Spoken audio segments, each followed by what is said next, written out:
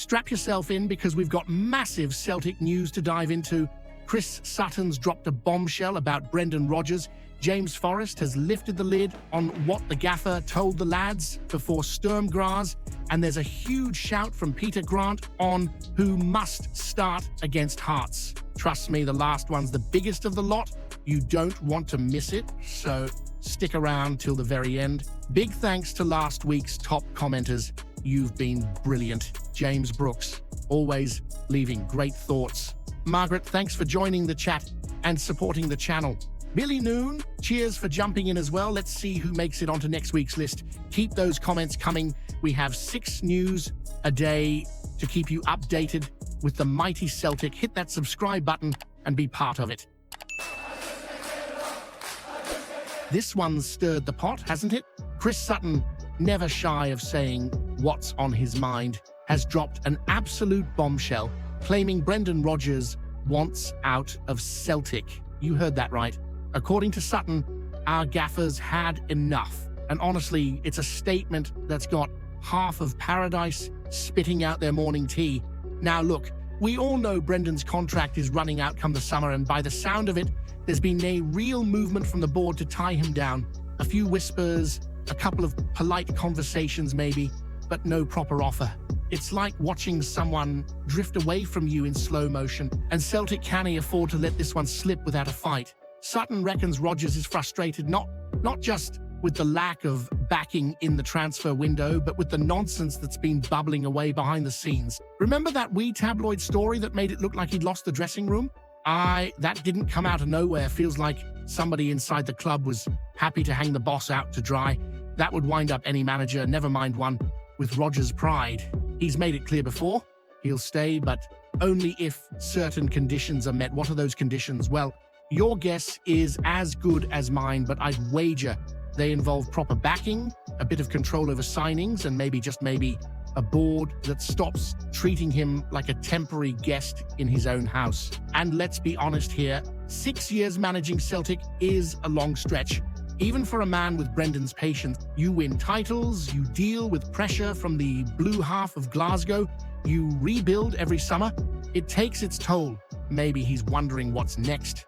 A wee adventure back in England, or maybe a spell abroad where he can breathe without hearing folk moan about substitutions and signings. Still, it's a sore one to think about because, love him or not, Rodgers has been massive for this club. The football, the standards, the trophies. He's restored a bit of the swagger that makes Celtic see. But here's the £1 million question I've got for you. If Chris Sutton's right and Rodgers does want out, who's really to blame? Is it Brendan losing the passion for the fight? Or the Celtic board, once again, failing to back a man who's brought success to paradise? So tell me, what do you think, eh? Should Brendan Rodgers walk away this summer? Or should the board swallow their pride, open the checkbook, and show him the love he deserves before it's too late? Hit that subscribe button, lads. Let's jay it. Laldi till we hit 1,500 mad Celtic dafts. You know what I love about James Forrest? The man's been through every storm Celtics had to face and still stands there calm as you like. A proper Celtic lad who bleeds green. And when he speaks up about Brendan Rodgers, you can bet it's worth listening to. Now, before that win over Sturm Graz, Rodgers apparently gave one of those speeches. You know, the kind that makes the hairs on your arm stand up, the kind that reminds you this club's no place for the faint-hearted?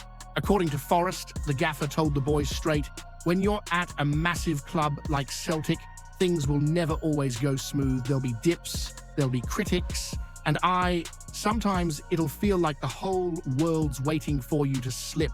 But that's when true character shows, and let's face it, after that absolute horror show at Dens Park, losing to Dundee for the first time in nearly 40 years, everyone and their granny was taking shots at us.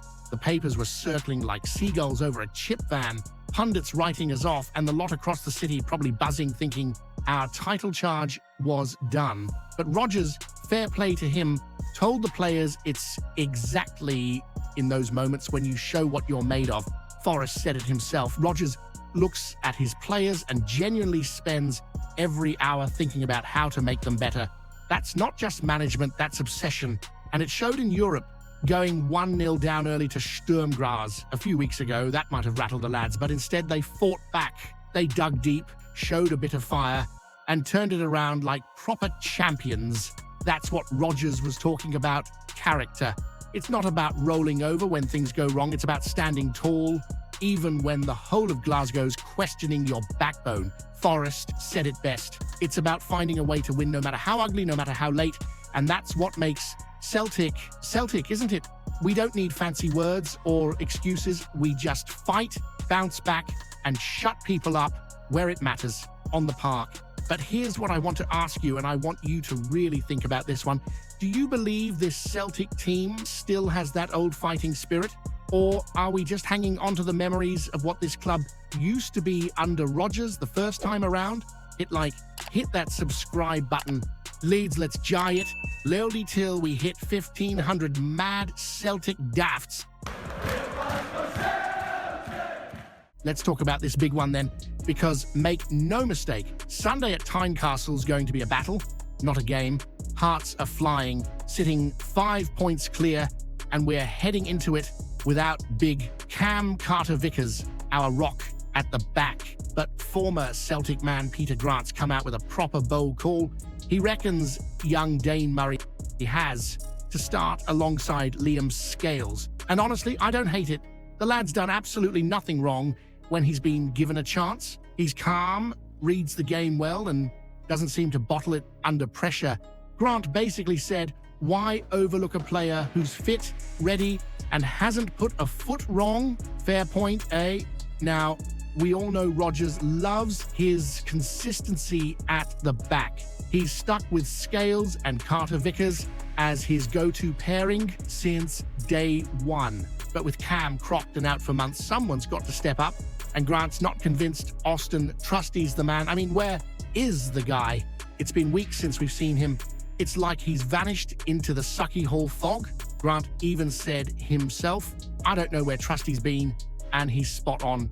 For 6 million quid, you'd expect to see him at least breaking a sweat on the park. Murray, on the other hand, has shown he's dependable every time he's pulled on the shirt on. And let's be real,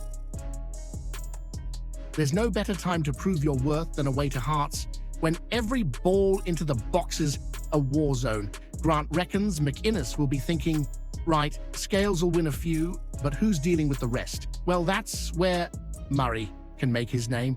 Now, Rodgers is a clever man, but this one's a real test of his bottle. Does he go safe with Trusty, the experienced one, even if he's rusty as an old goalpost? Or does he trust the young lad who's actually earned it on merit? And mate, you and I both know that if there's one thing that fires up a Celtic player, it's being written off before the game even starts. Hearts think they can bully us with their aerial game, but this could be the moment a young boy like Murray steps up and silences that nonsense. So here's the real question I want to throw your way. If you were Brendan Rodgers right now, would you gamble on Dane Murray to start alongside Scales, or play it safe with Trusty? Who would you trust to handle the chaos of Tynecastle? Hit that subscribe button. Lads, let's jai it. Loldy till we hit 1,500 mad Celtic dafts.